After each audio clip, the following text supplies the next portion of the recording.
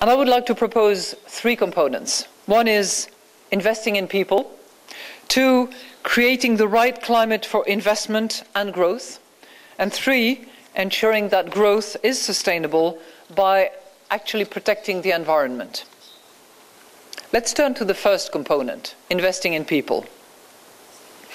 So far, a lot of economists, and a lot of countries actually, have invested in physical capital. And now is probably the time to turn to a different kind of investment, investing in human capital, will say the economist. Well, investing in people. What does that mean? Three things. First and foremost, it means investing in the health and skills of future workers. It matters for all countries, but it matters particularly for those countries that have a lot of young people, and I'm here thinking about a country like India. Young people, many of them, that need to be educated and equipped for the modern workplace. Not everybody will be replaced by robots, contrary to what fears abound at the moment. Yet, today, Asia spends less on education and health than other regions of the world. In some countries, these expenditures have barely budged in many years.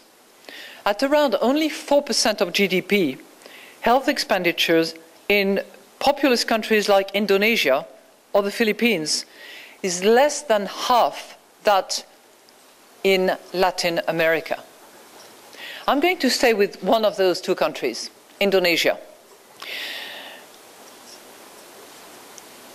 If you look at the budgetary cost of oil and food subsidies, 4% of GDP, not targeted to the poor people, but pretty much across the entire population. Well, this is also close to what the government spends in health and education.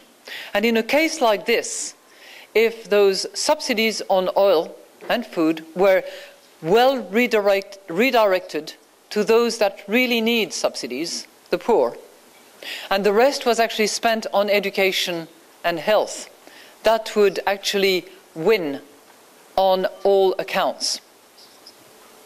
So investing in people means education and training for the workforce with a particular focus on young people. Second, it also means creating the right incentives to join the workforce. Raising labour market participation is particularly important in those countries that have aging population. You naturally think of Japan, China, Korea, but there will soon be countries like, for instance, Thailand or Vietnam that will also encounter the problem of aging population because they have pretty low fertility rates. Thank you very much.